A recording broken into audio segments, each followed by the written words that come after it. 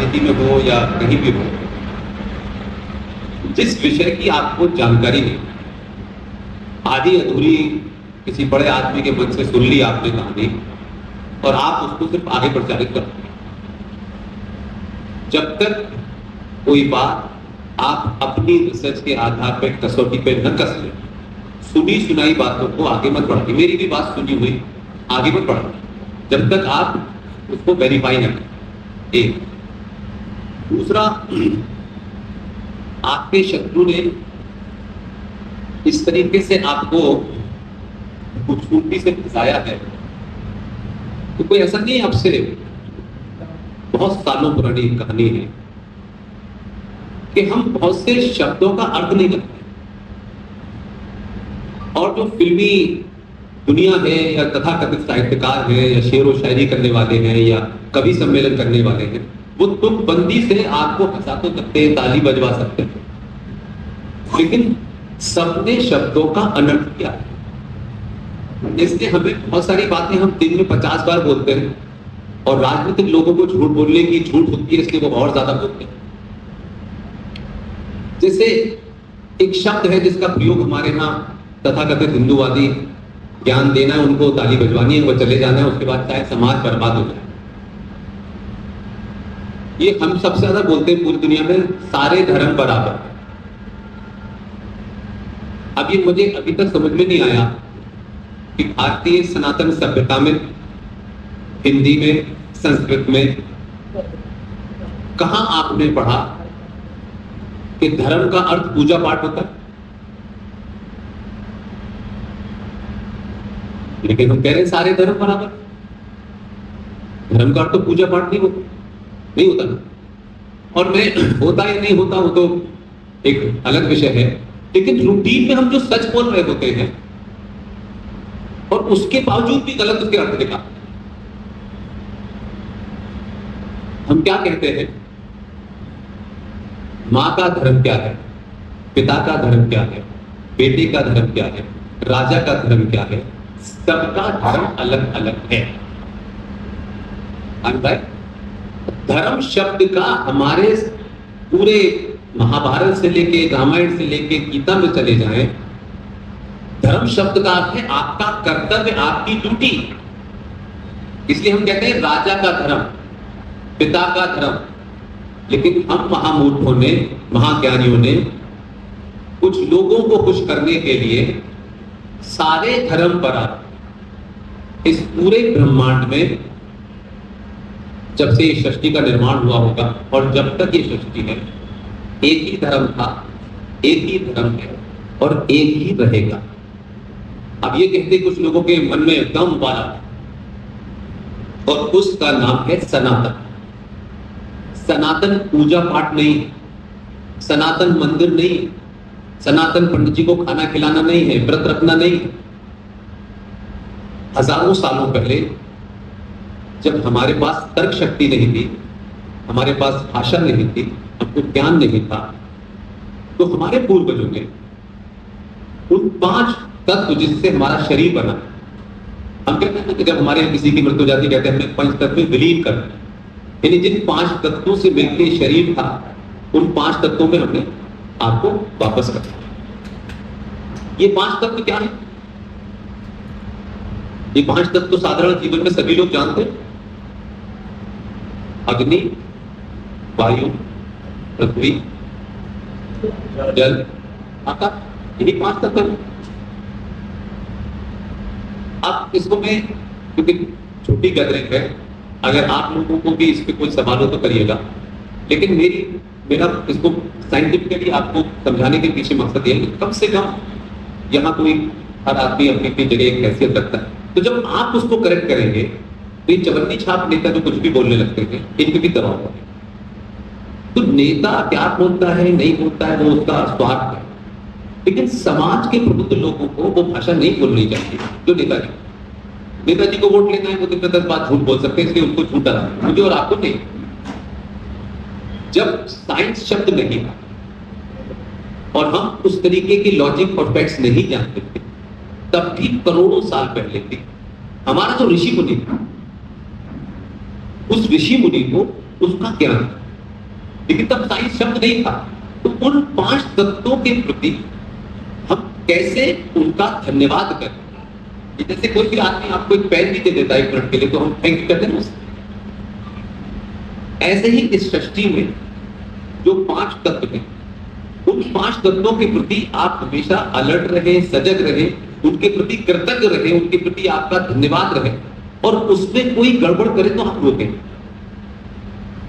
तो सुबह, आज तो हम लोग 11 बजे भी दोपहर को उठते हैं तो सुबह लगती है, तो जो सुबह उठने का हमारे अनादिकाल से चला आ रहा है, सुबह 4:30-5 बजे तक लोग उठते थे। आज भी बहुत लोग उठते, पुरानी पीढ़ी के लोग उठते। और आपने देखा होगा कि सुबह उठ करके, आज हैंड पाइप या रनिंग वाटर आ गया, लोग कुएं पे जाते थे और 1 बाल्टी पानी डाला और वही 1 लोटा सूरज को चढ़ा। अब क्योंकि हम उस समय शायद तर्क शक्ति को समझा नहीं सकते थे, वो ज्ञानी, वो ऋषि मुनि महाज्ञानी था। लेकिन जब आप बड़े होते हैं तो एक 5 साल के बच्चे को लॉजिक से बात नहीं करता, तर्क नहीं देते, क्योंकि उसकी बुद्धि विकसित नहीं होती। तो आप उसको एक चीज से ऐसा कर देते हैं, ये नहीं करोगे तो ऐसा हो जाएगा। तो वो उस हल्के से डर के कारण वो ये काम करता है और रूटीन चल होता है। अब वो बच्चा जिसको और सिंप्लीफाई में करूं, कि जो माँ है, ये माँ तो जितना मूर्ख हमने हिंदुस्तान में बनाया हुआ है उतना कहीं नहीं करता। यहाँ डायलॉग है, माँ ये है, माँ इतने शब्द उसको जुड़ते हैं, और सबसे ज्यादा दुर्गति हिंदुस्तान में ही सनातनी हिंदू माओ की होती है। हम ज्ञान बहुत देते हैं, वेस्ट में ये हो रहा है और इस्लाम में ये हो रहा है और फलाने में ये हो रहा है। वो माँ कितनी समझदार होती है कि जिस बच्चे को जन्म देती है, उस जन्म देने वाले बच्चे को, जब वो बहुत छोटा होता है तो वो दूध नहीं पीता, माँ उसको पिलाने के लिए भागती है।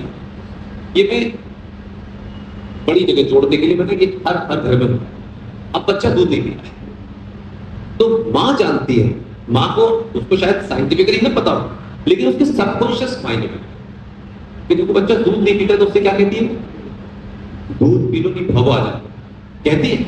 तो माँ का भाव ये है कि इसके दूध पीने से इसके शरीर को ठीक रहेगा। अब वो बच्चा दूध नहीं पिया तो माँ उसे समझाती थी कि इसमें कैल्शियम है, कैसे फलाना है, कि वो समझ नहीं सकता, लेकिन उसका भाव यह कि दूध पी, डराना नहीं है। अब उस बच्चे ने उस वक्त डर के दूध पी लिया। अब वो बच्चा 12 साल का हो गया, अब उसको गिलास में दूध पिया।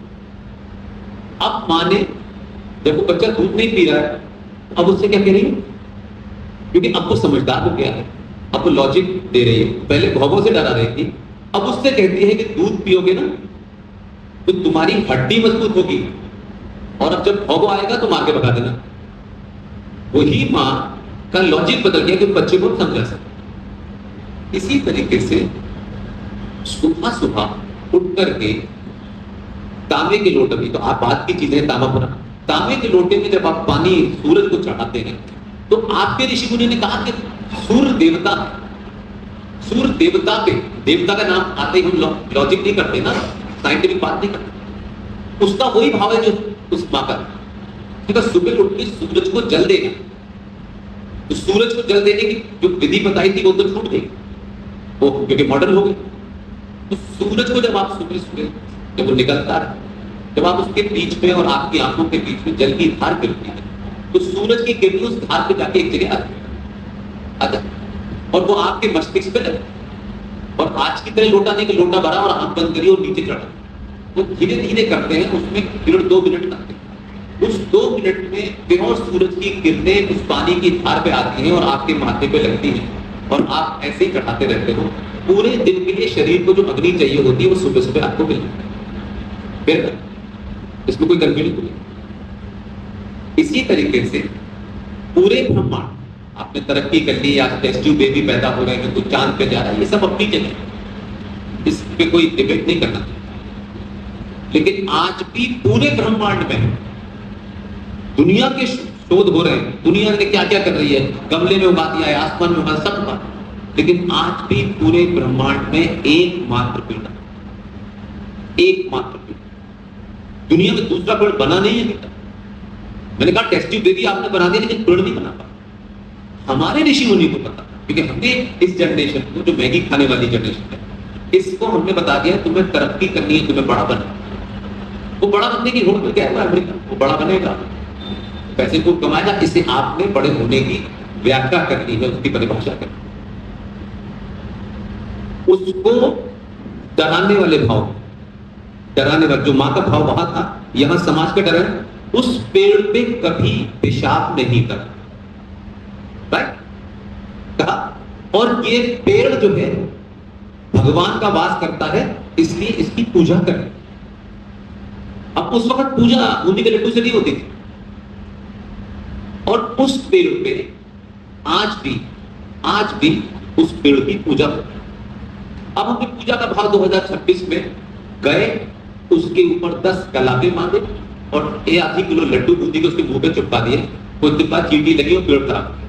ये आज की परंपरा, क्योंकि हर पूजा से पहले पानी का इस्तेमाल होता है। हमारे ऋषि मुनि का इतना ही मकसद था कि इस पेड़ को प्रोटेक्ट करना है, तो समाज के उस भाव को जोड़ो जिससे लोग इसे आस्था के नाम पे जाए, क्योंकि साइंस समझा नहीं सकता। उस पेड़ को पीपल कहते हैं, और पीपल का पेड़ दूसरा दुनिया के ब्रह्मांड में कहीं बना नहीं है, यही एकमात्र पेड़ है जो 24 घंटे ऑक्सीजन देता है और रात में कार्बन डाइऑक्साइड छोड़ देता है। उस वक्त कार्बन डाइऑक्साइड और ऑक्सीजन शब्द नहीं था ना, लेकिन ऋषि मुनि को तो पता, उसको प्रोटेक्ट करने के लिए आपकी आस्था से उसने जोड़ा। ये जैसे आप भारत माता सुबह शाम कहते हो, मट्टी को चूमेंगे, फलाना करेंगे, ये भारत माता क्या है? क्या है भारत माता? जमीन ही तो है। मायने जमीन क्या चीज? कुछ नहीं। उस धरती को जो आपको सब कुछ देती है, मिट्टी एक ही है पूरे देश में। ये महाराष्ट्र है, यहाँ कुछ होता है, वहां कुछ होता है, वहां कुछ होता है, मिट्टी एक ही है, लेकिन उसमें हर चीज जो आपको जीवन जीने के चाहिए सब वही पैदा करती नहीं। तो जो जल के बाद में आप इस पे आए, धरती पे आए, 5 तत्वों के प्रति आप सचेत रहे, यही जीवन। बाकी सब चीजें चली जाएंगी। ऑक्सीजन का सिलेंडर अस्पताल में तो मिल सकता, सड़क पे नहीं मिल सकता, यहां नहीं मिल सकता, यहां है। इसको खराब ना करें, उन 5 तत्वों के प्रति आपकी आस्था बनी रहे। और 2026 के भारत में अब आप साइंटिफिकली समझा सकते हैं लोगों को, इसी को सनातन कहते हैं। ये मंदिरों की सभ्यता बहुत